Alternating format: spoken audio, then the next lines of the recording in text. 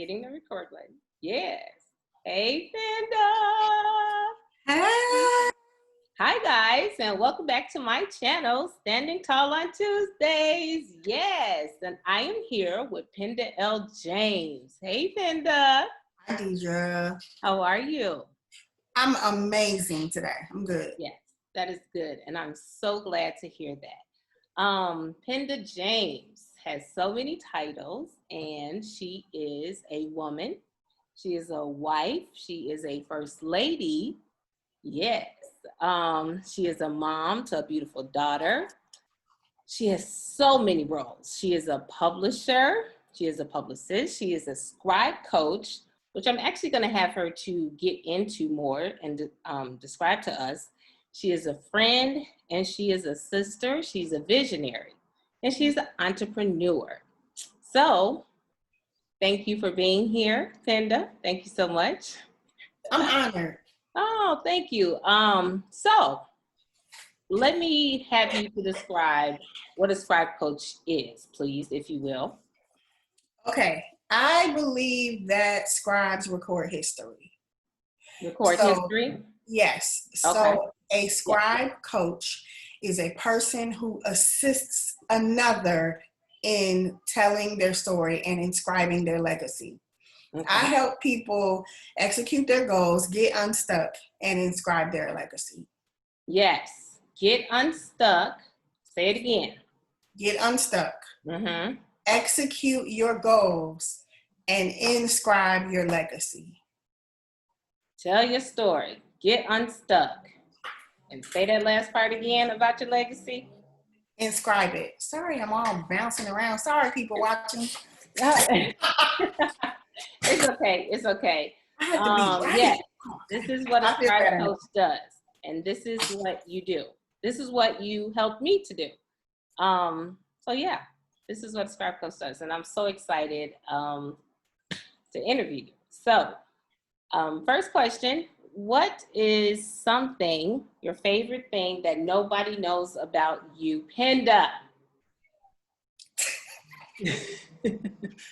I love to dance. I will put on my Beats headphones and like dance and wiggle and sing at the top of my lungs like nobody is home, but my husband and daughter will be staring at me. Really? I love music. I love to dance. Music transforms me into another place. And if you really, really know me, you know that no matter where I am, if I hear Bobby Brown's My Prerogative, you better know I'm going to be dancing. She went dancing. Yep. Really? Yes. That is good. Oh my God. So wait a minute. Did you like take dancing when you were younger or anything like that? It was just something that you just always like to do, just dance. And my dad is a I would call him like a funk guy. You know, I'm from Dayton, Ohio. So funk music, it originated in my city. You know, you ever heard Roger Troutman, Shirley Murdoch? Oh, you are. Yeah, Shirley Murdoch, yes. I forgot. You don't know. Funkadelics and all that. I forgot. No. Yeah, so like Lakeside, different groups like that, they play. It's like funk music. You heard of Earth, Wind and Fire? Don't do that. Nah, I'm up there. I know the people. Yes, I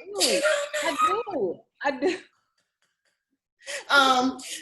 So my dad always had music playing around the house. Like, you know, Saturday morning you get up, you got music blaring throughout the house. And even now he sits on his porch and he plays the soundtrack to the whole neighborhood.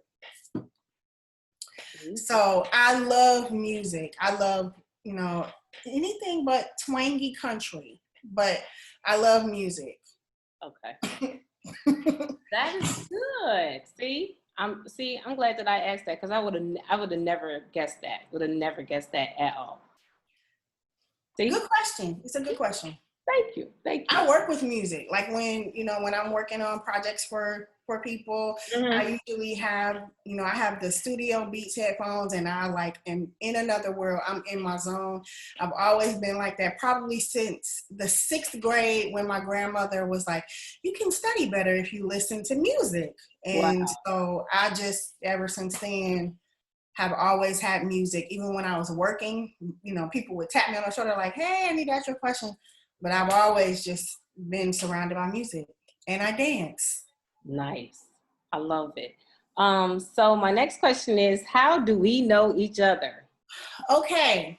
We met one time in person, but we were connected through a project that you wrote your first published chapter in. And I coached you to finish your chapter and make it as powerful and strong as you wanted it to be. So let me tell you, last night, I thought about this question, and I dug deep. And it has been 2 years this month. Wow. July 31st, August 1st was our first correspondence with each other with that project. Wow. Yeah. Because I always think about reasons, seasons, and a lifetime, right? And divine connections and all of that. Because what I do know is God will divinely connect you with somebody for your next season, reason, and lifetime, right? Yeah. And that was because you needed to help me birth what needed to be for the earth. And it was because of that piece that you and I got together for my book. I don't have one, so I could show it. Like, don't worry. Don't worry. I got you.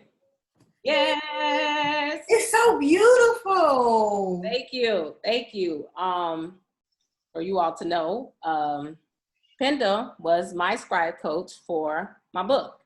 And it was 2 years ago, like almost to the date, that she and I became divinely connected for another piece for somebody else to do this. And I was looking at the email, that you and I connected on, and I was just like, oh my goodness, like it was July 31st, August 1st. Wow. Yeah.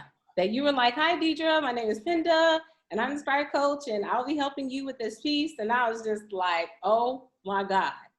So you and I were working together on that piece, And it wasn't until like the very end of that I saw your tag. Do you remember that? Yes. Yeah. It was different then.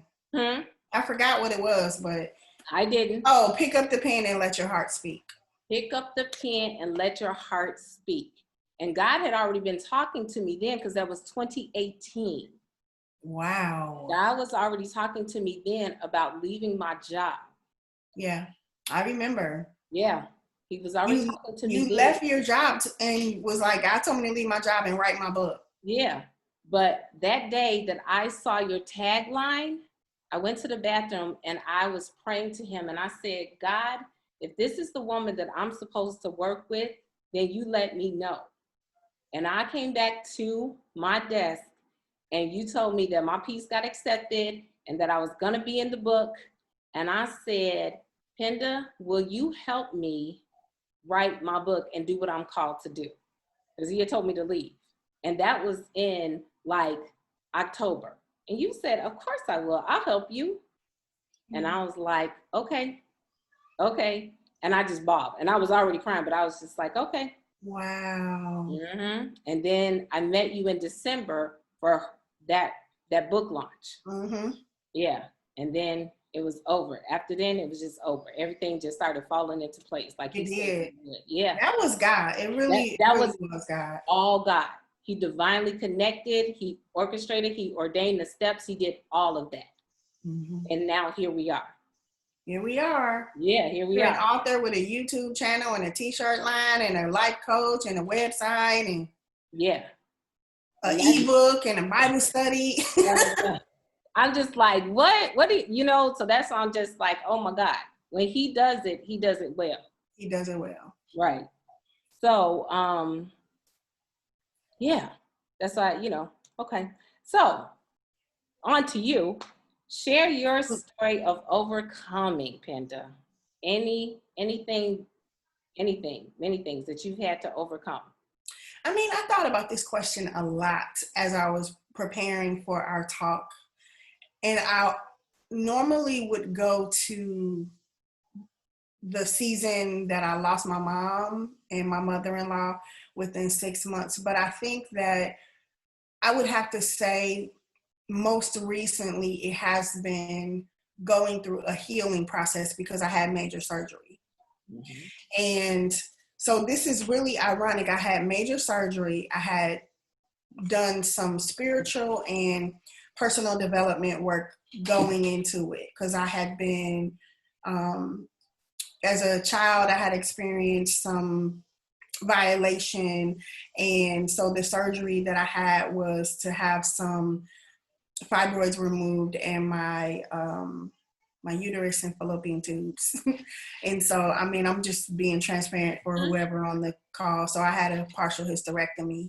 And so you think a lot about, I'm a woman and you carry your dreams in your womb and I don't have a womb anymore. And so, I started to think about all these things. But from June 16th up into today, God has taken me through a season of healing in my physical, emotional, and spiritual body. And I had to learn how to be served. I had to learn how to be still and know that God was God, because I typically want to be the one who jumps and, jumps up and does whatever she wants to do. But having major surgery, no, I had to walk with a walker and I had to depend on people to bring me food and all these things. Then, soon as my 8 weeks was up, my daughter hurt herself. And again, I had to learn what I look like. So God was dealing with me in overcoming my pride during my surgery. And now with my daughter having, she injured her knee and is walking on crutches. And I'm looking at her trying to get up and do stuff by herself. That's what I look like. That's what I was doing. And so it's really interesting, this whole process of overcoming my pride in this season has been so eye-opening. And I now can say, I want so much more from God. I want, I watched the Greenleaf finale and, when Lady Mae preached her sermon and she was like, God, make me new, make me new. Oh, yeah. And so that's really what my prayer is. I want to overcome my selfish pride, and I want to overcome thinking that I can do everything on my own. Even though I say that I need God, I still have parts of me that holds on. I know this is a long answer to your short question. No, it is. It's good. It's good. It's good. Because you have to overcome. You have to submit and truly surrender. And yes, that's not easy. It's not easy. Oh my God, no. Not at all. Not at all. And laying there, and I remember talking to you the week of or the week after your surgery, and you and I were talking about that, and you was just like, well, I'm just laying here, and I was just like, and that's very hard. That's because you just used to sitting there working and doing what you want to do and how you want to do it, but no, God said no. It really changed that scripture for me. Be still and know that I am God. Every need, here's an example. Because my husband is very protective. This one particular day, the second day after I came home from the hospital, he and my daughter talked about how they were going to get me a walker. And I was like, I don't want no walker. I don't need that. Don't bring that. I don't want. And he brings the walker home anyway. And so they help me. They teach me how to stand up and walk with it because it was really, really hard. It was hard. It was really, really painful. And this one particular day, my daughter and I tried to sneak so that I could, she could take me to the restroom. And I was like, shh, we gotta be quiet. Daddy is asleep. And so I put my hands on the walker, closed my eyes. Do you know when I opened my eyes, he was standing right there? God showed me there's nothing that I can do where he's not going to be right there. I was like, you were 3 rooms away. How did you even hear me whisper that? How did you even know? And so God was like, I'm with you. Don't play with me. I'm with you. I said I was going to be here. I'm here. And he used my husband to show me that. It don't take that long to blink. So either I had my eyes closed for a long time because it took me a long time. Trying to sneak and be, yeah. And I opened my eyes and he's right there like, are you okay? Yeah. And no, you're not. You were not. I wasn't. And I'm still healing. Like this is not going to, just because 8 weeks has passed, that I'm perfectly fine. No, there's still some pain and still some healing that has to happen. It's called the process. It's a process. Long answer to your short question, but yeah. It's still a process. My God. So what are God's promises to you, Penda? Complete and total healing of my finances, my heart, my spirit, woman, man, and that I will be used by him, that my life has purpose, and that he called me, put me on this earth, gave me the name Penda for a reason. He promised me as long as I am obedient to him, I'll never fail. I'll never be alone. He said he'd never leave me, forsake me, or fail me. Which goes into my second part. What are your favorite scriptures and why? Well, I have a lot of scriptures. I've been studying recently about David and Goliath. First Kings, I want to say it is. First Kings 17 or 18, I believe. Because I think for a long time, I have tried to put on other people's things. My God, that's good.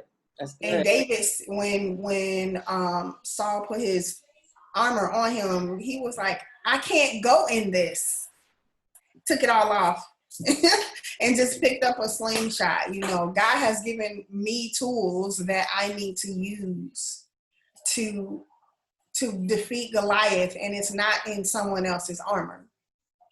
And I also love John 10:28 that says nothing can pluck me from God's hand. So if you follow my ministry or you know anything about my books, I always use the word unpluckable. And that's where that comes from. That nothing, no matter, no death, no life, no principalities, like nothing can separate me from the love of God. Even when I try to separate my own self. So I love that. I love John 10:28. I love that scripture in Ephesians. And be like a tree planted by the water, in due season. I mean, I'm like mixing up a whole bunch of scriptures, but in due season, I'll reap if I don't faint. Like this is how I pray. I pray God's word back to him. Like, these are your promises to me. And I don't have everything that I desire on my vision board, but as long as I keep serving you, that's really all I need. And all these other things that you've added are blessings, Yeah. So what would you tell your younger self, Penda? I thought about this question a lot too. One of the things that I would tell my younger self is spend more time with my mom. Yeah, I didn't think I was gonna get emotional, but I didn't spend a lot of time. I spent a lot of time with my mom growing up, but not to the extent that I thought I was gonna lose her when I was, 42 or how old I'm 46. She's been gone 4 years, so 42. Spending time with her, hearing her story, understanding, she graduated when she was 17. She was just amazing. Like they said, she would look at something and just make it because she was a seamstress. So that was one of the things is like spend more time with my mom, do mother-daughter things with her, like get our feet done. And we would get our hair done and stuff like that. But as an adult, some of the, drink a wine cooler with her. Like I'd be like, I don't drink. I was so super spiritual. I don't know what was wrong with me. And mommy was, she liked her Kahlua and coffee. I hate coffee, but she would, with her friends, she would, have a little Kahlua and she'd have a little wine cooler. And I was so super spiritual that I'm like, I don't drink. I'm not coming out there. That's one thing. And then another thing would be, because if I would have spent more time with my mom, I would have probably not made some of the mistakes I made when I was younger, because she would have shared her wisdom with me. And so then the second part of that would be to take more risks. When I was in college, I was offered the opportunity to travel overseas to Lancaster University and study. And I was like, no, I can't leave my parents. Well, I didn't want to leave my parents to expand my life, but I didn't really spend time with them. That doesn't make sense. Did your mother encourage you to go? Did you even talk to them about it? No. Wow. He came to me, the dean came to me in the hallway, Penda, I want you to go to Lancaster University. And you were like, can't leave my parents, and walk away. Wow. Oh, wow. Yeah, but if I would have spent more time with my mom, she would have been like, she'd have been like, girl, live your life. We gonna be all right. Yeah. Yeah. So yeah, that's why I think that I really do encourage people to write their stories. Like I have my mom's journals, and I have lots of things that she wrote. She wrote prayers for us, Deidre. She wrote prophecy for my siblings and I. And so I know my mom was a praying woman. And if I would have sat down with her like, Mom, I'm really thinking about doing this, yeah, she would have been awesome. But no, when I was 16, 17, 18, I'm like, get away from me, Mom. Like, I don't want to talk to you. Right. Right. I wasn't rude to her or anything. Right. But yeah, so those are the things that I would tell Penda. Spend more time with mommy. Like, just go get on the bed. I would do that, like go get on the bed with her, but I did that as an adult where we would be watching things together on TV. Like, girl, did you see what happened? But no, when I was 21 and she wanted me to drink a wine cooler with her, why didn't I do that? Because I was so super spiritual. I don't drink. I'm going to hell. Just dumb. Like, I don't know. So, yeah. I honor my mom. I love you, Mom. But, right. And, yeah. I get it. What would you say to women that are going through what you've been through? Like right now they're going through what you've been through. What would you say to them? Being a first lady and all, or just being a woman, period. What would you say? This is a good question that I did. You asked it in a different way than I prepared. So let me say this. However you prepare for it, just answer it. It's fine.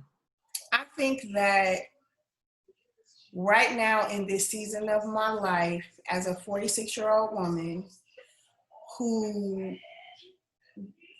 doesn't have, I don't have my mom. I lost her to breast cancer.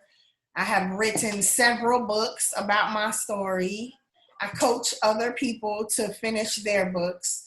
I would say you have the time to write.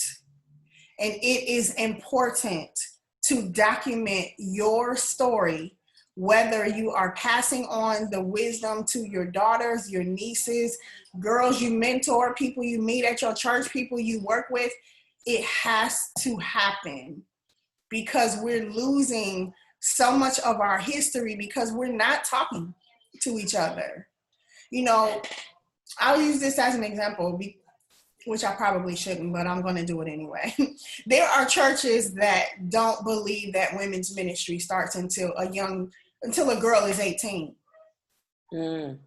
And so they don't engage with them, you know, oh, we got youth ministry, they'll take care of it. Or we got children's ministry, they'll take care of it. But for my daughter, who doesn't have a grandmother, both her grandmothers are gone. And she lives in a city where we live on a street where there's no kids her age. She needs the village of older women. And so we need to sit with each other in our sister circles and on Zoom calls. And we need to tell our stories so that we don't carry all this shame and guilt and all this frustration, and let God heal us. Let God heal you, sis. Yeah. Let God heal you. She needs a Naomi. Yes. She needs a Naomi. You need a Naomi. Yeah. You do. Yeah. That's good. That's why I say, you know, you need somebody to cuff you. You need that person to grab you and to pour into you. Yeah, absolutely. In the right season, the right time, the right ones around you. That's why, you know, divinely connect with you. I was just going to say too, Deidre, that even when I think about your book, Standing Tall, like that declaration that you made in your book, Standing Tall, like I'm standing tall. Now you have Standing Tall on Tuesdays. It gives hope to people who hear that. And so if you had never taken the time, like people don't know we didn't talk about any of that, like the process, the tears, the arguing that. Right. But that's the next thing. That's what I got right here. Okay. You know, but all for the better, because now you have something that you can pass on to your daughter. Mm-hmm. And if she has a daughter, she can be like, look what grandma wrote. Let's talk about this, or let's answer these questions that grandma asked us, so that she knows that she doesn't have to make the same mistake that you made. That's what I would say to somebody in my position. Right. And that's the next part of this. Like, Penda, you put, like, none of this would be, of course, without God. You know what I mean? Yeah. Without God being like, get thee out of thy father's house. Without me listening to him finally in 2018, you know, like, it's time for you to go. This book needs to be birthed. It was 10 years plus. Wow. You know what I mean? And yeah. It has to be birthed. So you had to make it uncomfortable. Then it was divine connection between you and I. Yeah. And you know what I mean? Then it was like, come on. Then you and I got together and you became my, what did we say? Abdullah. Remember that? Abdullah, yeah. Remember that? Yes. Because them pains, them birthing, all of that was so uncomfortable. Yeah. It was times that you and I would be on here, we were on the phone, and I would be crying. You would push me, and I would just be stuck. But you were the scribe coach. You were the one that would be like, Deidre, what's happening? What's going on? What's happening? What's going on? And I would just be, and you was like, no, come on. And I would just start crying because I didn't know how to like get that thing out. I would just get stuck in my feeling, my emotion, or whatever. It would be here. It would be just all in here. And I just did not know, but you pushed me. You helped me to get that thing out. You helped me to birth this.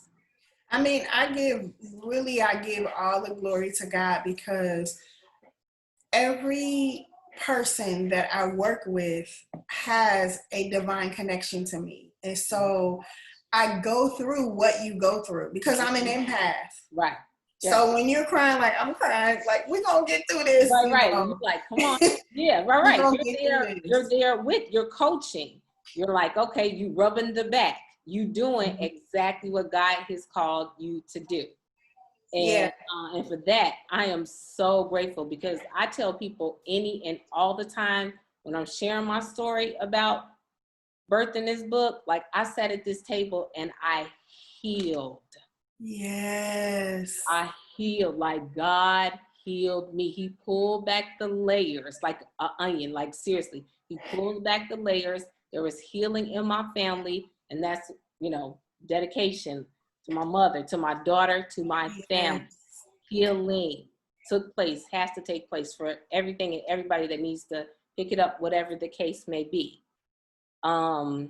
Yes, and you and we even had some arguments, and I remember there was one part in the book that I was talking about my dad and how he was with the, you know, with the verbal, emotional abandonment and all of that.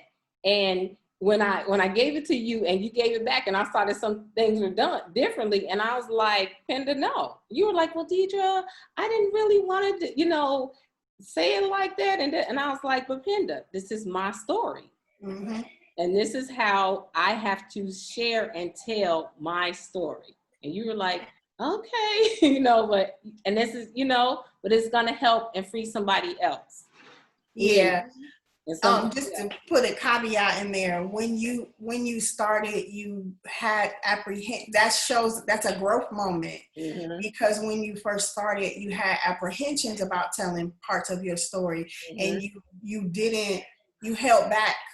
But through our work together, you started to unfold until you were completely open. And when you wrote that piece about your dad, and I was like, okay, you said you didn't want to say that, and you came back like, no, this is what I'm saying. I was like, yeah, that was God. Yeah. You had transformed. Mm-hmm. Yeah. You had transformed. Yeah, like at those 8 months from January to August, I was just like, ooh, cocoon to butterfly.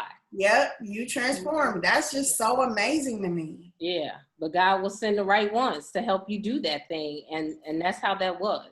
You know what I mean? Like to share your story, to get unstuck, and to heal. Wow. Yeah, and that's what this was for, like to tell my story. And then the YouTube channel came, and I was talking to you about it, and this is how I got Standing Tall on Tuesdays. I was just like, oh my God, you better come through here. You know, somebody else gave me the idea of the YouTube channels, but when I talked to you about it, he was like, yeah, and you can name it Standing Tall on Tuesdays. And I was like, there you go. You know what I mean? Again, he'll bring everybody together to do what needs to be done. So I thank you, Penda. Oh, you're welcome, Deidre. I wish I could have come to your book signing. I know. It was okay. It was, you know what? It was amazing. You was there in spirit. You were there because, you know, you created this.